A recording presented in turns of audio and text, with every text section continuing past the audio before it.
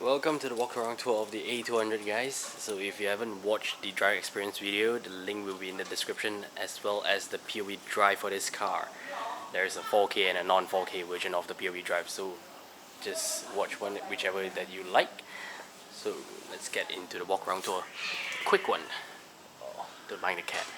Anyway, this is the all-new A200. Now the first thing that you realize, it has diamond grille, but it's not in silver. Oh my god, that cat is annoying.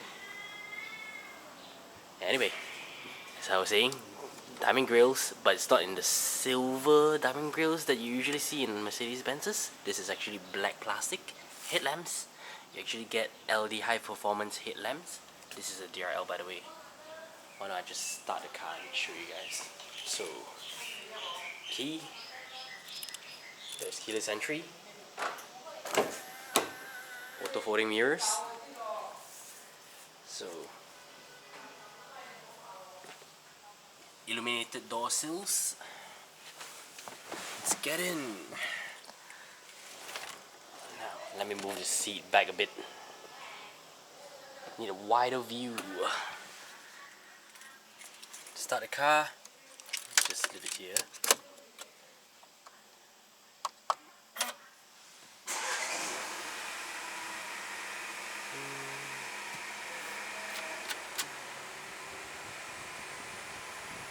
Awesome lighting.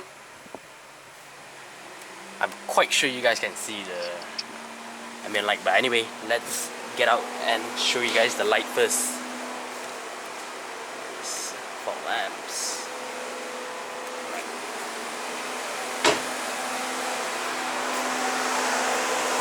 So this is how it looks like. There. This is a DRL. That's a headlight.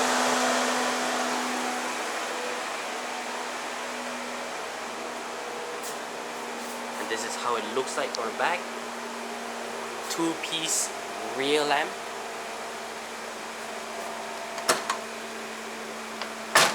This combination lamp is really nice, by the way. Yeah, it's not a new thing these days, but it looks nice. So since I'm at the back, why not I just show you guys. Well, there's two handles here. One side for you to manually close the boot. This is the boot space. It's wider than the previous A-Class, just by a bit lah, but you can actually see the difference. So, what's beneath? Safety vest, tow hook. This is your emergency kit. Yeah, your hazard triangle is over here. Close it.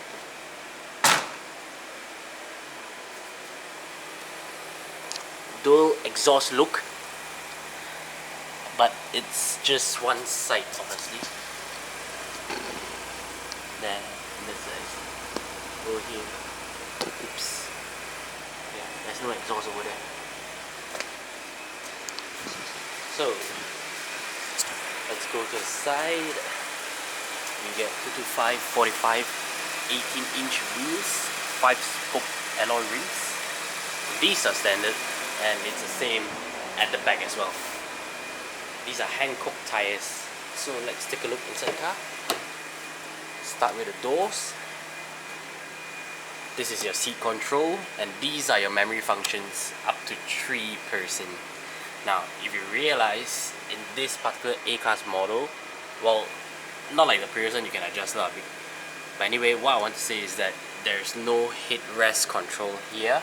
It's done manually. It's a 2-piece seat right now in the A-Class, not like the previous A-Class, which is like a 1-piece kind of thing. So anyway, central locking. So over here, this is your wing mirror controls, window controls. You have auto windows for all 4 windows, by the way. Yeah.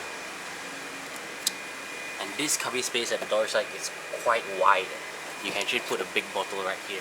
So anyway, coming on to the seats, these seats are actually very comfortable. You can adjust in all sorts of ways. There's also a 4-way lumbar support. 4 ways, that means you can move the height and inward or outwards of the lumbar support. And you have tie spot as well. Manual tie spot.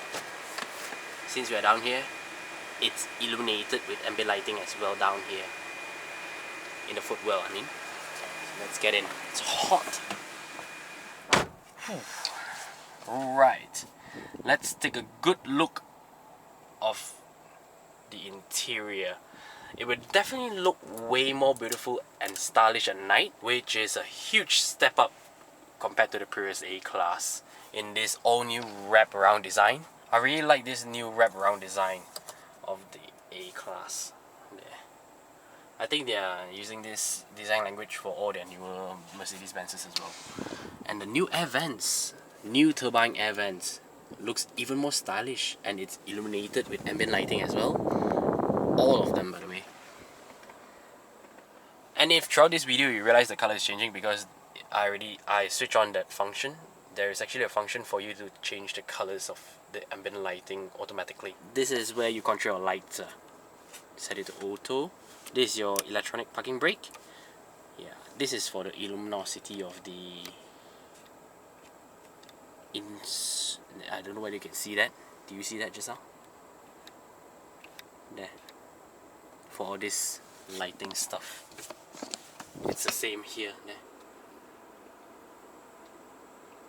And show you guys the simple stuff. This is for your air circulation control. This is for your circulation control as well. Or this is your climate control, by the way. This is where you adjust the temperature. This is your blower fan speed. I want to show you guys something about the temperature switch. If you were to switch the temperature up, like set it to a high temperature, do you see the change in color in the air vents? It turns to red. And if I set it like that, right now it's blue, right? If I were to increase it again, there. If I were to decrease the temperature, it will go down. It will turn to blue, I mean. So the way to control this new MBUX infotainment system is through this new touch pad. Well, this thing right here is to rest your hand, by the way. There's nothing to this. This is a touchpad. And you really have to feel it for yourself. There's a very strong haptic feedback to it so that you know what you're doing. Like you've just clicked one click left or one click right, that sort of thing. It's really responsive as well. There's no lag. I don't think there's a single lag ever since I started using it like a day ago. So yeah, you move it this way throughout phone, radio, navigation, media, comfort. Now maybe you want to see what's comfort. You get to control your ambient lighting and also seat comfort. Now what does this seat comfort do? This seat comfort, well, you can see it here, seat kinetics. Basically what it does is that it would move, you can control, well, either the backrest or the seat surface, or both at the same time, and also the duration that you want it to move. Now basically what it does is that when you press this play button, at certain intervals, you can feel the seat move. It will like move a bit, like either recline a bit and then move back up a bit, and basically you can feel little adjustments to the seat lah. When you're driving long distances, you would really feel this. Now the point of that is to make you less tired. There's some movement to your sitting position at least. It wouldn't really recline all the way down or what lah. Now ambient lighting, since we're here, I'll show you guys. You can control the brightness and color. Right now my brightness is all set to maximum because I really love the lights. You can set like ambient, emphasis, or vents. I mean, these are just different parts of illumination of the ambient lighting, like how bright you want it to be. So anyway, I'll just let you see the important thing, which is the color options that you get. Now, what type of color options that you get? Let me turn on the fan lower. Yeah. So let us look at the right panel first. You get multicolor option, multicolor animation. Now multicolor animation is the one that is controlling the light change right now. You can switch that off. Multicolor is that if you want the air vents and this particular strip, wraparound strip, to be different colors individually, you have to switch that on. If you switch multicolor off, then obviously it's going to be single color lah. Now, and then effects, welcome, climate, well, all those are just minor up to your own taste, whether you want it on or not. So options that you get, in case you didn't know, this is a touch screen. Ocean blue, there. Purple sky, red moon, there. Can you see the change in color? Fire red. It's really nice, by the way, in person. And there's a lot of options. Look at that. Color mix. This is like a mix of colors, well, obviously from the name. Color flash. But my personal favorite is, I think, which one was it? Dawn blue, yeah, correct. Dawn blue is my favorite. You know what? Purple sky. See, that's the thing. You can actually change it up depending on your preference. So anyway, go back. These two are 10.25 inch screens, by the way. They are of the same size. Yeah. Let's go back and show you the next option that you have, info. Now before I move on, there's something that I really have to say. This is not really the most intuitive or user-friendly system that I've come across. You really need some time to get used to it, and I wouldn't be surprised if some people wouldn't even get used to it over the course of the ownership of such cars. I mean this car. So because it's really not that intuitive. It's quite complicated to use to some people. Why I say that is because whenever I go, like just now, if I were to go into info, like I click into it, so you wouldn't know where you're selecting until you actually move the touchpad, which I'm sure some people wouldn't even realize it. Right now it's selecting this particular button. So if I want to change between vehicle consumption or owner's manual, I have to move up, then move left to vehicle, then select. I'm really sure there are people out there who won't get used to this kind of controls. So anyway, when you select vehicle, the same thing. The default selection is over here. When you go into it, vehicle shows you whether your lights are on. So if your lights are on right now, like so, you see it's on right now. If I were to turn it off, you can see it off. There. These are just gimmicks just to make the car look nice. Honestly, well, this look nice. The graphic is really clear. It's really full HD. Now this is your gear. I mean, it shows how much gas are you stepping and how much brake force are you applying. Like, I can show you actually. There.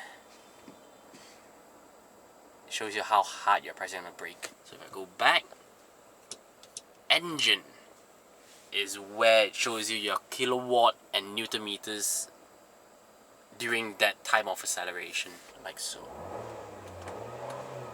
There. Yeah, that was the sound of the engine. So owner's manual, well, we don't have to get into that. Now, anyway, next one is Mercedes Me and apps. Now you can actually download Mercedes Me app. I haven't tried myself personally, but it's just an extra feature for you. So next, settings. Now in settings, you can actually turn off your ESP and parking sensors right here, and also to allow the car to be towed, and as well as alarm. Assistance, camera and parking. Now this car has, yeah, you can control a load. You can control quite a few things, like you can open or close the camera cover.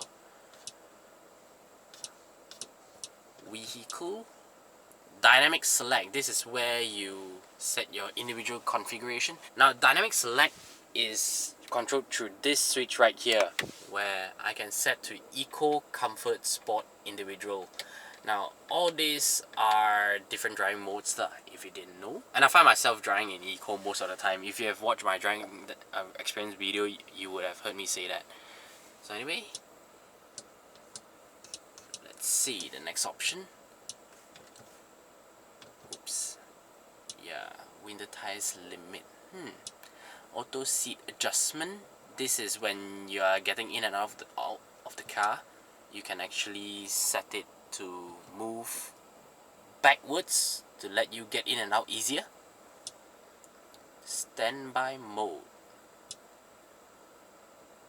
belt adjustment, acoustic lock, auto fold-in mirrors, automatic door lock, filling station search. Now, anyway, lights. Now the lights, you get to control your ambient light, surround light, switch that on. Now all this is to set the intervals of the lights before they switch off. Next one, system. Styles and display. You can set the style and display of this side, but I haven't shown you that because there's just too much to show. I'm going to show you that afterwards in a moment. So you can select your styles. There's classic, sport, adapt to ambient lighting. So there are different themes actually. There's really a lot of things that you can play with in this MBUX and infotainment system. I mean, you can customize a lot of appearance stuff. Linguatronic. Now this is something that is quite annoying sometimes. When you say Mercedes in this car, the car will recognize you. Like, hi Mercedes, like that.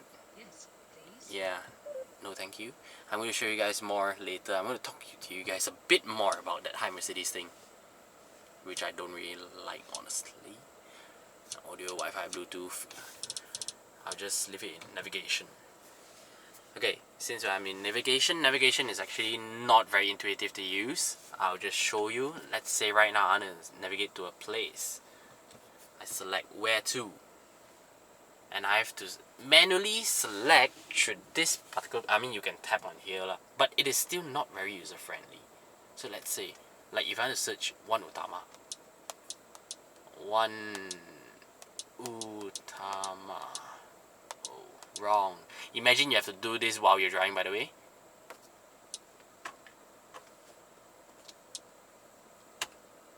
Yeah. So navigate. So this is navigating already. Let me just use voice command to navigate and show you guys why I don't like the voice command. Hi Mercedes. Yes, please. Navigate. Please say the destination. One Utama. Can you say that again, please? It doesn't recognize one Utama. What can I do for you? Take me to one Utama. Could you repeat your input, please? It totally doesn't understand me, you know. Let me try something else. Hi Mercedes. Hi Mercedes. Yes, please. Take me to Pavilion. What can I do for you? Navigate. Please say the destination. Pavilion. Can you say that again, please? Petronas. You can enter a destination by saying an address, a point of interest, or the name of the contact. Additionally, you can navigate to one of your saved addresses. Yeah. That is your destination. What do you want to do? Let me try one more time. Could you repeat your input, please? Take me to the nearest petrol station. What would you like to do? Navigate me to the nearest petrol station. There. Now you know what I mean. So let's move on to the instrument panel. Now to control the instrument panel is through these three controls right here. This button in the center controls the navigation. I mean how you navigate through the screen lah. And this home button will actually invoke a main menu on this screen right here. So to control that side is through these three same buttons. So it wouldn't go wrong. This for this side. So let me show you. The different controls is basically the same thing. The added stuff is just the servicing menu just now and trip, as well as assistance. So what does assistance do? You can actually, I don't know whether you can see, there's actually three different options for the center panel right now. The top one being a distance between the car in front. So this is actually a distance to show you the distance between, how far you are following the car in front. And yes, it does work responsively. So the center one is attention level to see whether you are tired. And this is to go into full screen. Yeah, that's how it looks like. It's cool, right? So anyway, you can press back, and this, to control the left panel, just push it to the left side, and you have 1, 2, 3, 4, 5, 6 different screens to look at. Number one, just now was the speed. This is a big clock, and then this is your trip. My average is 8.6 liters per 100 kilometer. This is the total. Yeah. Wait, this is the total one that I resetted from Mercedes. I driven for 301 kilometer, and my average is 7.6 liters per 100 kilometer. Yeah. So anyway, this is your trip itinerary, and then the last one is the radio. So moving on to the right side, just push right. You have another 5 different options, 5 different views to look at. Your RPM being the first one. Consumption, this is the instant consumption. And this is how economically you're driving. This is the map, obviously. And the last one being the distance. If you don't want to view the distance between you and the car in front in the center part. Yeah, so there's actually a lot of things. And this is just one view mode, by the way. If I were to move it back, I can actually change... I can actually change the style and display. So sport, it would change the panel to be like this. Look at that.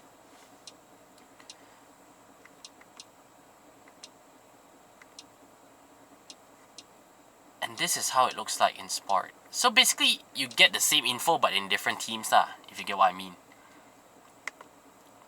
If I press back, style and display, the last one, understated, it would make it really simplistic, even the center screen. So all you can see is the time and the speed and your fuel, of course. Yeah. So I hope that's informative enough. So moving on, this is the center console, the touchpad that I showed you guys just now, dynamic select switches. This is to invoke the parking sensors as well as the camera. So if I press that, the first one would be your sensors lah, right here. If I were to move using the touchpad, I drag down. This is your wide angle view behind you, obviously, and this is a narrow view. So yeah, it's really fast, by the way. It's not like the previous system. Now this next button is quick access to all these options. Last one is also quick. I mean, it's your favorite menu stuff lah. This button right here is Navi and Map, radio, media, telephone. So this center cubby is enough for quite a lot of keys and knickknacks. Now, this part I didn't tell you guys. Okay, there's actually a cover and 2 cup holders, and it's illuminated here, but this part right here where you're supposed to put your phone or whatever that you want to put in there it's not illuminated. They illuminate the footwell and the whole car, but not this particular place. What's so wrong in putting one more LED in there? But then, that's not up to me to say. This is your 12-volt socket. Get on to the back. Let me just switch off the car. And if you realize, I also say this in the driving experience video, this is your on-off button for the start-stop engine, start-stop function lah. Where if you come to a standstill, if you want the engine to switch off by itself, you leave it on. If not, you just switch it off through here. Mercedes didn't have this button right here last time. Well, you know who are they following, by the way. It used to be on this panel. Before that, let me move my seat to my proper sitting position. Honestly, the first time I did this, it reminded me of flaps retracting on an airplane. So, getting out of the car. Now, I got a few comments from a few people that this car is actually lower. That's because it has lowered comfort suspension. Well, that does help with driving experience and also comfort of this car, but you really have to go slow when you see a big bump. You would actually scrape the bottom of the bumper.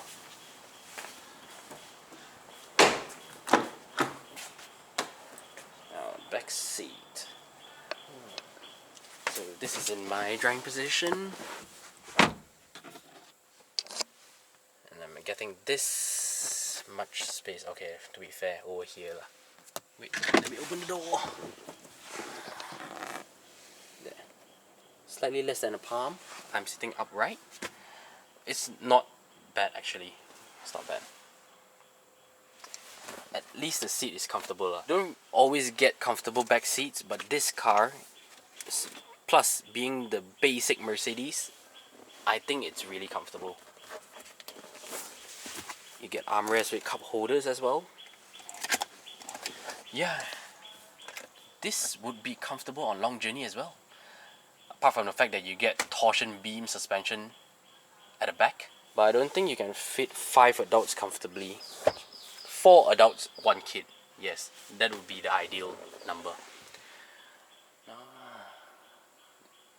Honestly, it's really beautiful. I love this interior very, very much. And the build quality is really nice as well, being the baby Merc. Oh, and I didn't tell you guys, you also get the memory function for 3 different persons on the passenger side as well. So that is all for the walk around tour. If there's any unanswered question, you can comment down in the comment section and I'll answer that. Thank you very much for watching. Don't forget to watch the driving experience as well as the POV drive video of this particular car, A200. Thank you very much for watching. Please subscribe to show some support if you like the video, and see you soon. Ciao.